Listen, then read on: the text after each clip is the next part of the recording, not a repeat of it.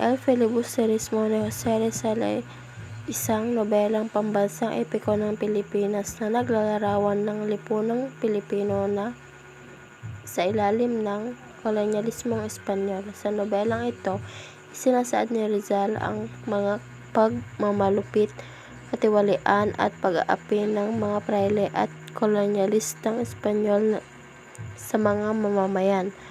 Ang mga pandarayang tinutukoy mo ay mga kaugnay sa mga kaganapan sa nobela tulad ng paggamit ng mga prayle ng kanilang impluwensya upang mapanatili ang kanilang kapangyarihan at kontrol. Isinalaysay ni Rizal ang mga pag-aaklas at pagtatangkang rebelyon ng mga manggagawa at magsasaka.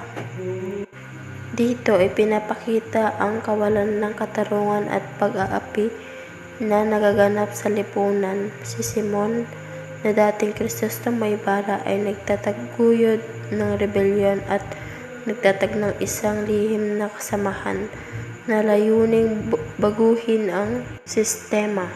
Nilarawan ang mga diskriminasyon sa pamamagitan ng mayaman at mahirap, at ang pag-aabuso ng mga prayle at opisyal.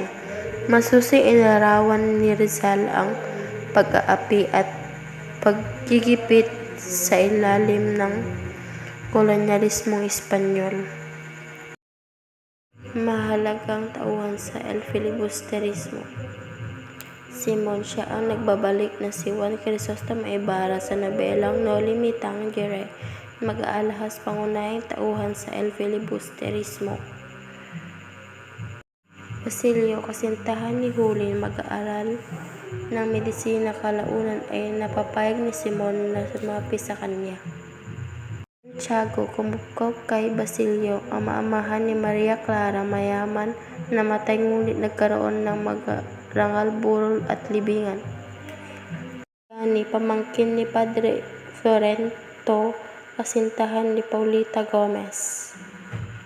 Besang Tales, anak ni Tandang Celo, ama ni Lucia, Juli at Tano, ginipit ng mga pare sa pamamagitan ng pagbabayad ng malaking buwis. Tandang Celo, ama ni Cabezang Tales, lolo ni Juli. Anak ni Cabezang Tales, apo ni Tandang Celo, kasintahan ni Basilio, nagpakamatay dahil hinalay ni Padre Camora.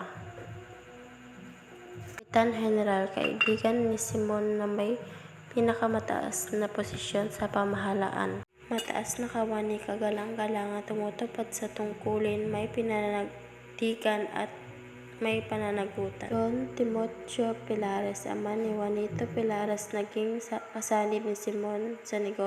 Nagpapakita ng masusing paglalahad ng mga isyu ng kawalan ng katarungan, pag-aapi at katiwalian sa lipunan ng Pilipinas sa ilalim ng kolonyalismong Espanyol. Sa pamamagitan ng karakter ni Simon at ang kanyang kilos sa pagtatangkang rebelyon, pinapakita nito ang pagnais at nabaguhin ang mapaniil na sistema. Ang kabanata ay nagbibigay diin sa pag-uugma ng mayayaman at mahihirap, at kung paano ang mga prayle at opisyal ay nag-aabuso sa kanilang kapangyarihan. Sa madaling salita, isang makabuluhang bahagi ang mga pandaraya sa pagpapakita ng di pagkakapantay-pantay at ang pangangailangan para sa tunay na pagbabago sa lipunan.